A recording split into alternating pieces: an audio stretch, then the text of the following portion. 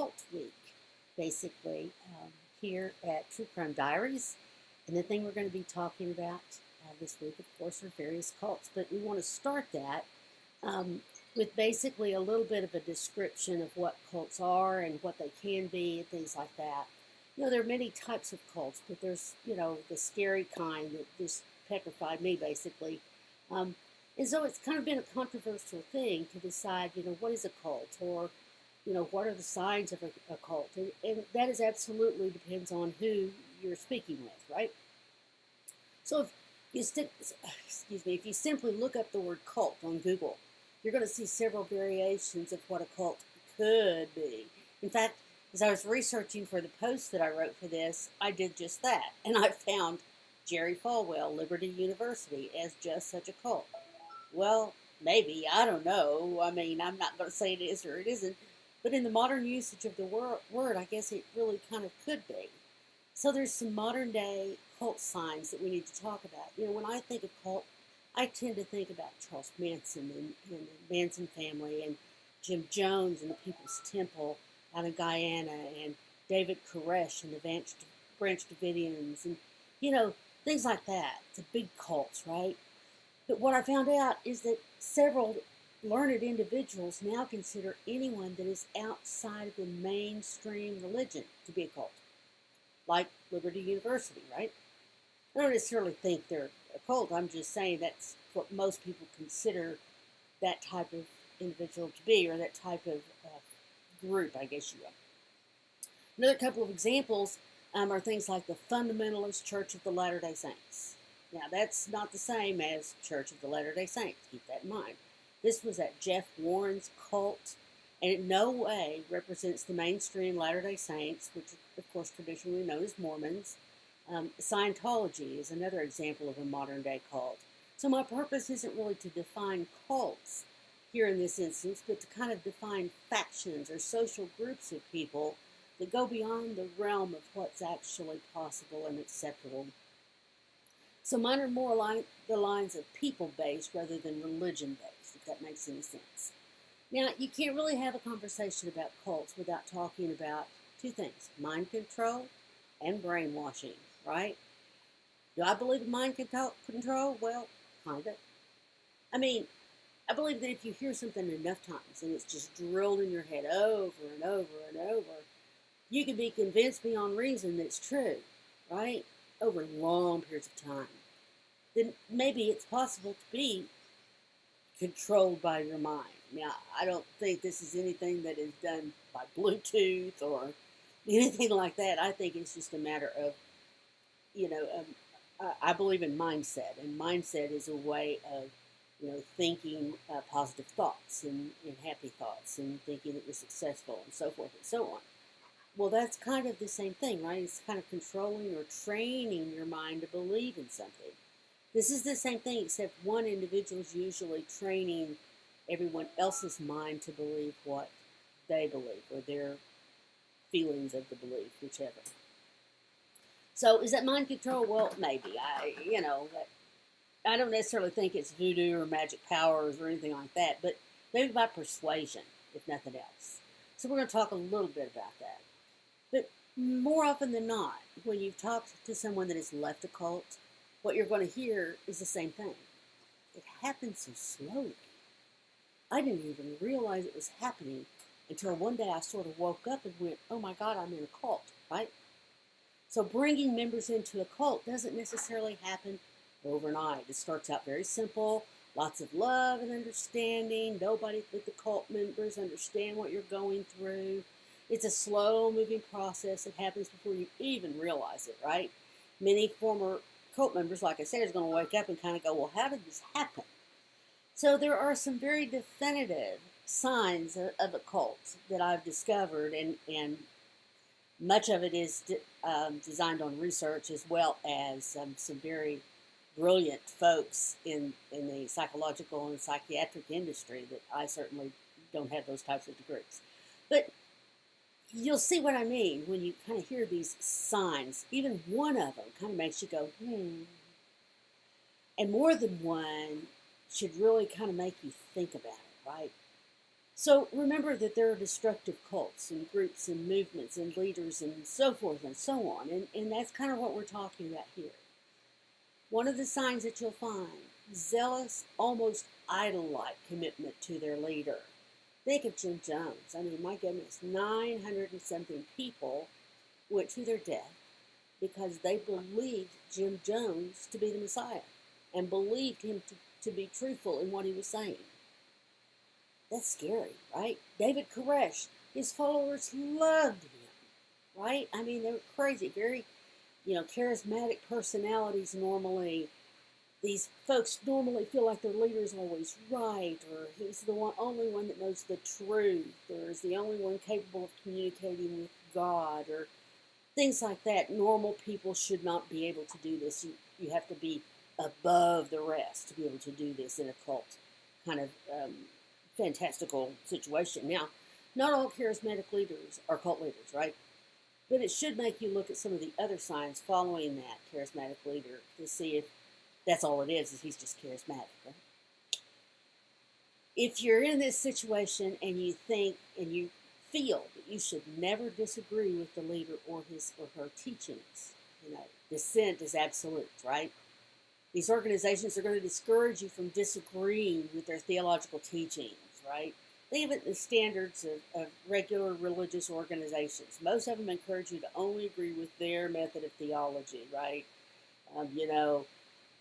Certain people believe that, certain religions believe that, once you have been forgiven of your sins, that no matter what you do after that, then you will always go to heaven. Others believe, no, you have to repent daily. Catholics believe that you have to go through the intercession of Mary in order to speak with God. I mean, there are all kinds of different things, but, and I'm not going to say either or none of those are facts. I'm just saying that basically the leader has no tolerance for questions or criticisms, right? They just kind of, nope, it's this way, my way or the highway kind of thing. And all religions, if you believe this, based on those two that I just spoke about, would be considered cults, right? But let's go a little further than that. In many cults, psychological manipulation practices are used. Now we're talking a minute, right? But hang on a minute. It's kind of difficult to discern as well, right? Consider the fact that brainwashing or mind altering is a controversial subject. So I kind of like that term. I think it's really fancy. Psychological manifestation, right? It means the same thing, right? It's defined at Webster Dictionary as a time of social influence that basically aims to change the behavior or the perception of others through indirect, deceptive, or underhanded tactics, right? They want you to believe that this is true because the way you feel, the way you see, the way you understand, the way you hear, whatever. It's a very slow, continuous process, and it's not easily recognized. In fact, the manipulation isn't always negative. Think about this. You quit smoking, right? Or lose weight. Both are positive changes. But in most cases, psychological manipulation is used, right? I'm going to convince myself that I don't need that cheeseburger. I'm going to convince myself that it's more healthy for me not to eat that cheeseburger, right? Smoking is unhealthy for me. I mean, and you just continue to tell yourself over and over, same kind of concept. And I'm sure that you've heard before people saying, well, other people can be manipulated, but I can't. I mean, I've never been able to be manipulated in my life. It's just not possible. Well, guess what? You probably have. It's sometimes used by advancing the interests of the manipulator, often at others' expenses, of course. So the methods could be considered exploitive and even devious or dangerous in some cases. So this, in conjunction with the other signs, is really considered to be dangerous. Now here's where the red flags really come into play. One of the other things that a sign to note is you have no free will. You've got to ask permission from some leader in order to do certain things or go certain places. That absolutely should be a red flag for you. If you have to ask your church or your leader for permission to go eat, or for permission to engage in sex, or for permission to not go to church Sunday. Something is inherently wrong there. People have been given free will, and we should make our own decisions. Now, and I'm not talking about, it's recommended that you go, or, I don't recommend you eating there because it's a terrible place to eat. I'm not talking about that. I'm talking about extremes, right? Extremes. And in some cases, this really becomes sort of an abusive situation to where I didn't give you permission to go there. I didn't tell you you were allowed to go to that place, or I didn't tell you that you and your husband could have sexual intercourse. I mean, seriously, this happens in cults. It's really insane. There's likely even records or media references that documents the abuses of the group leader in these cases. Former members are going to talk about that, well, it was a free-for-all, and they took my husband and gave him to somebody else, and blah, blah, blah, It could even be simpler than that. Maybe visits from child services or similar type agencies. It doesn't have to be child abuse. It can also be abuse on adults, right? And we'll talk a little bit about more of that when we talk about the Word of Life cult. I think that's tomorrow or the night after tomorrow. What I find sad in this case is that the members actually become dependent upon the leader for all solutions, including their problem solving or any actions without any thought about the results themselves. It will almost appear as if those members can't even think independently or act independently because I've got to talk to the leader about that, right? He's got to tell me that it's okay for me to be human. Another sign, cults can do anything, legal or not. In extreme cases, especially where illegal activities are involved, the end always justifies the means, right? In other words, it doesn't matter what they do because they're justified in doing it. You'll find this in real extreme cult cases most of the time. One of the cases we are going to be talking about is the Word of Life Christian Church. And in this case, a murder occurred. But the followers felt they were justified in killing this poor kid because the kid was a sinner, right? They accused him of molesting children, all kinds of things. And after a while, the poor guy was getting beat, and he just finally said, yeah, I did it, just hoping that the beating would stop. He never did a thing. They beat him to death. And after his death, they found that there was absolutely no evidence in any way of any child abuse or molestation by this individual. And in the time frame accused, there was no physical way that it could have happened, which is kind of weird, right? So we'll talk about that. And it's also on our blog as well if you want to read about it. Another instance of a sign of a cult is the group is considered to be elitist. They feel like that they are superior to everyone else. Their group and their leader are in a much better position to know right. Everybody else is simply wrong. And sometimes that's manifested even in mainstream churches, right? But it still should be a red flag. In many cases, you're going to find that members seem programmed in that conversation and even in mannerisms, right? They're going to mirror the personality traits of that leader.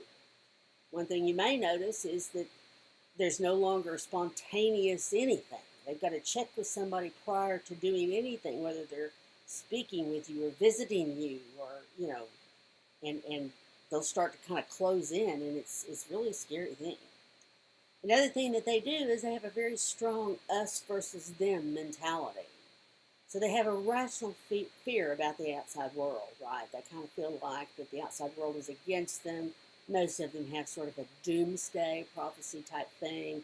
It's impending. It's going to be catastrophic. Remember, 2000 was going to blow up and everything was going to change. And, the Chinese New Year type thing that happened. And, the world is going to end in 1996, and it didn't happen. So, but it's always an us versus them. You guys are wrong. We're in, and you're out, right? And that also kind of feeds into some other things as well. For a minute there, I was kind of thought we were talking about politics. But anyway, I digress. We're not going to go there. There's a total lack of accountability, right? Cult leaders depend on total authoritarianism without any accountability whatsoever. The cult leader is almost obsessive about his lack of accountability and disregards any attempt to be accountable. Sometimes these leaders even consider themselves God, right? And so there's no reason to question them because they know everything, right? Which kind of is humorous to me because I watch Blue Bloods, which I think is just the greatest show ever. And I was kind of screaming them last night, catching up on a few that I'd missed. And, the commissioner's always saying, you know, I'm the police commissioner. I know everything. So sometimes these cult leaders think that they know everything, right? Since the leader's godlike, then the lines kind of become blurred. They get angry at anybody attempting to ask for accountability because how dare you ask someone to be accountable? Don't you know who he is? And in almost every cult we've ever had, that is shown. Think about Jim Jones and the People's Temple in Guyana. Congressman Lee Ryan at the time received complaints from several members of the district saying their loved ones were being kept against their will, so forth and so on. So he started an investigation. And they tried to stop the investigation in every way they possibly could. But they finally allowed the congressman and his group to come to Guyana. Congressman Ryan and his group were treated to a wonderful meal and even shown all around. But the followers of Jim Jones were giving Ryan's entourage notes depicting their desire to leave. They were scared. They wanted out. Congressman went to leave, and then he stood up and said, okay, now anybody that'd like to go, just, load up. You can come with us.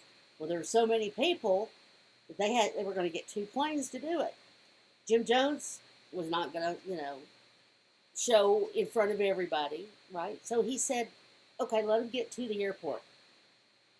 Once those followers got to the airport, though, Jim Jones' elite followers opened fire and just had a complete massacre. They killed Congressman Ryan and several members of his delegation. And then he followed through, Jim Jones followed through on his suicide mission, killing over 900 people. So, somebody asked them to be accountable, and all hell broke loose. Most cults have a selective membership. If the group is very small, there's maybe a push for new members, but at some point, there's only going to be a few true believers. So anybody that leaves the cult is going to be looked upon in a negative light, or worse. Some are even considered evil or bad influence or something like that. And in most cases, the former members can't be trusted. So the leader's going to tell you, you can't have anything to do with these people. You've got to shun them or cut them from your life because they can't be trusted, right? Because they left. How dare they? So group members start to cut ties with their families even. In almost all cases, you cut ties with your family. Starts as a suggestion. Your family won't understand. Or your family may verbally say, I'm not really happy about this thing that you're in. And eventually it won't even be a request, but a requirement. Your family members kind of show an interest in the group. That's okay, but otherwise it'll be like, okay, you got to cut them out of your life. Too much negativity. And they'll give all these reasons for it. But it truly is they're trying to isolate you. And then what happens, here's another sign, shame and guilt. And it becomes widespread throughout the group. This one actually kind of cracks me up a little bit because all religions that I'm aware of practice shame and guilt, right? If you're Catholic, you know that one better than anyone. If you're Pentecostal, you've got that mother that says, oh, you should be ashamed of yourself. I was raised like in the South, as you could probably tell. Shame and guilt is part of just about every religion. But the difference is, in that cult, members are made to feel that they could never be quite good enough. They're in a constant state of, I'm sorry, a constant state of apologizing for the simplest things. Public shaming is a regular occurrence. Shaming individuals and families for wrongs that the leader has found or traits lacking in their behavior, right? This is a huge red flag. You should really consider this as a problem. Some cults are preoccupied with money. And of course, in any religion, yeah, they are too, right? Always passing the collection plate, looking for the building fund. A cult takes a little further. In most cases, all of your worldly possessions are given to the cult to sell, dispose of, or whatever. The theory is, the cult's going to take care of you, so you don't need anything. This goes beyond the standard tithing requirements that most of us have grown up with all of our life. You're never going to see any public budget or independently audited financial statements from this type of group, right? As a member, you have no idea what they've done with your stuff, whether they've sold it, what they use it for. And you can't ask, right? Because they're not going to be accountable. So in the case I was telling you about earlier of the Word of Life Christian Church, members found that the top floor of the building was used for the family of the leader. And it contained such extravagances as a movie theater, a spa, a sauna, and all kinds of luxury items. And it was only allowed to be used by the leader and his family. That sort of kind of turned heads in some cases, but the rest of the cult just kind of went, well, pastor knows best, right? Right. So there's a few cults that want their people to be rich, but that's just an outside layer. You'll find that even though they may have money, the cult still controls it all.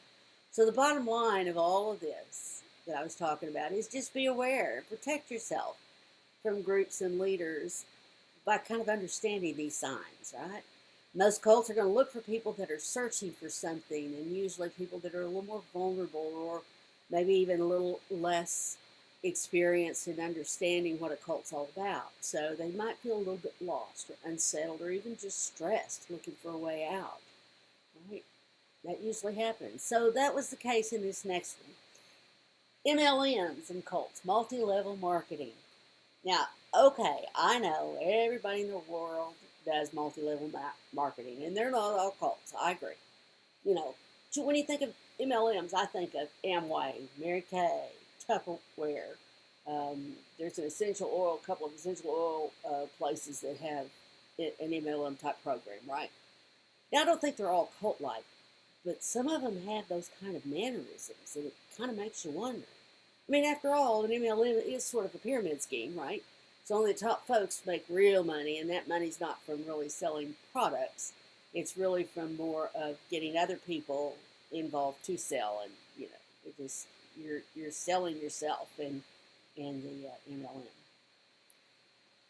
Now, here's an interesting thing: is homeschooling a cult? So I had an interesting conversation with a friend of mine. Her name is Alice Conley, and she's a veteran homeschooler. In today's climate, with COVID-19, homeschooling has become not just a trend, but a necessity, right? There's several different ways of looking at different types of homeschooling. She has a site called Homeschool Simplicity, and she's kind of looks at it a little differently. She's been actually homeschooling her 6 kids for many, many years. So you can find out more about that on my website. It is free, and she does a bang-up job of explaining and helping you through the stress of it all. And she's almost always doing Facebook Lives about them at some point, so you can find her on the web. And if not, reach out to me and I'll tell you. So when most people think of homeschooling, they think of cults, believe it or not. Because think about this. Remember the Dugars? They were prominent Bill Gothard followers. And Bill Gothard's cult was an institution called the Institute in Basic Life Principles, and it's very similar to Quiverful movement. But in Gothard's case, it was sexual abuse that finally brought him down, as well as many other false teachings and deceptions, according to his followers, that is. Bill Gothard's homeschooling method was used by the Dugars until very recently. It's been found to be full of deceptions. In fact, the sexual immorality of the writers of the material, they had some perverse sexual conquests, affairs, sexual harassment, abuse, including Gothard himself. The Dugars continued to use his material, though, for a long time, and may still be using it now. But after Gothard was found out, the Dugars were specifically asked about their connection, and they were basically pretty silent, which should kind of scare you. And there was a letter written to the group, and it can be found at Biblical Research Reports, and there's a link on my website for this as well. But after doing some research, I asked my friend about her particular brand of homeschooling, and I basically just asked her a few questions. I said, so what made you start homeschooling? And she basically told me that her oldest son went to public school for most of his career, and he has learning differences. She calls them learning differences instead of disabilities. She kind of likes that phrase better. And he had ADHD and emotional outbursts, and from a history of abuse before they actually adopted him. Every year it was a fight to get them to accommodate what he needed to be successful in school. It was a constant headache. So she started trying to homeschool him back in 2007, but his biological parents kept blocking her on it. So she went, I asked her, what about homeschooling for religious reasons? Is that why you homeschool? And she said, nope, she was an atheist and her husband was not religious. She said, it looks like they should be religious and super conservative with 6 kids, but it's really totally just the opposite.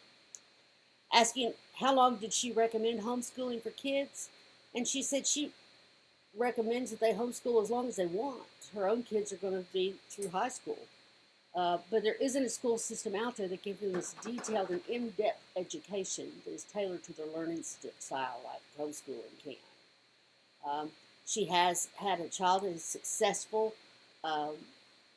in homeschooling through his senior year. They finished everything. He was behind in public school, and he graduated 4 months early. So she's not against homeschooling in high school as well.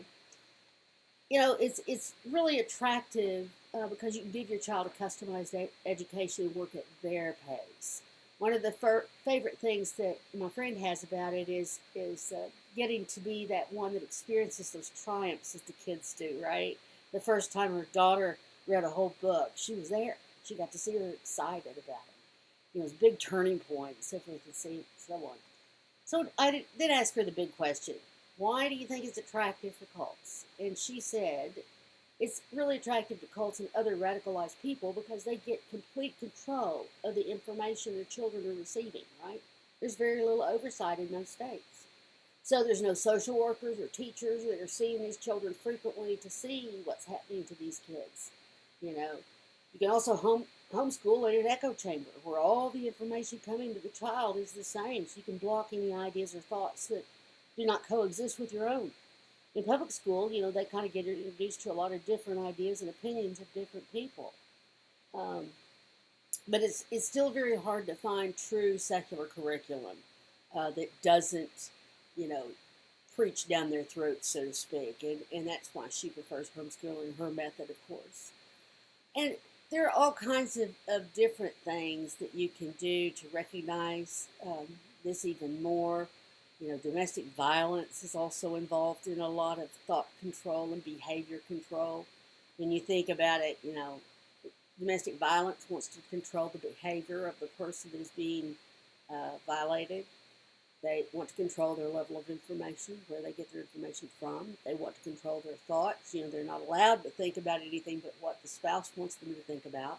And they get to control their emotions, whether or not they allow them to be emotional in any way, shape, or form. And that's basically called the bite method, and there's some extensive research and information about that on the website as well. Now, knowing all these signs, and let's say you have someone that is near and dear to you and they've been in this cult-like environment, can they really be deprogrammed? You know, there is a famous American guy named Rick Alan Ross that is famous for deprogramming from cults.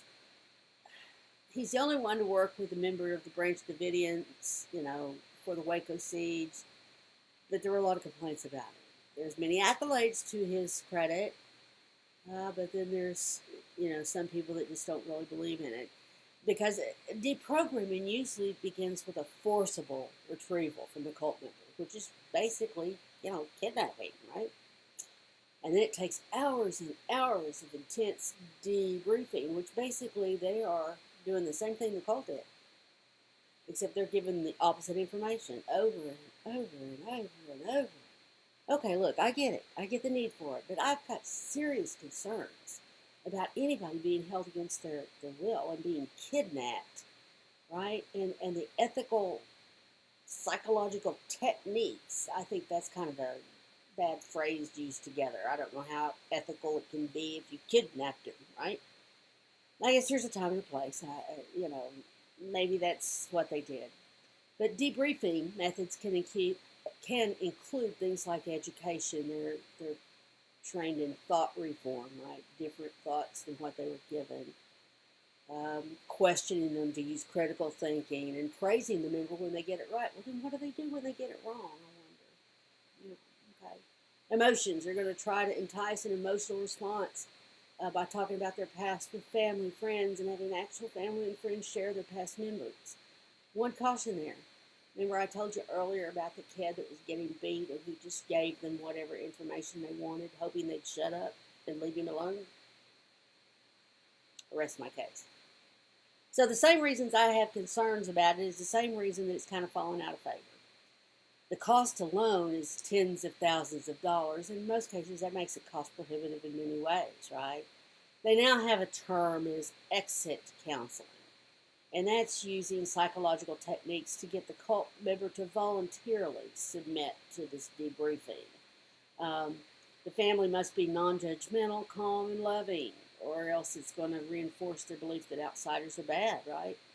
So if the first part is successful, then it's practiced over and over again with many long days and sessions, kind of the same as deprogramming. And I get why it needs to be done, but I'm just, surely there's a better way. I don't know, right?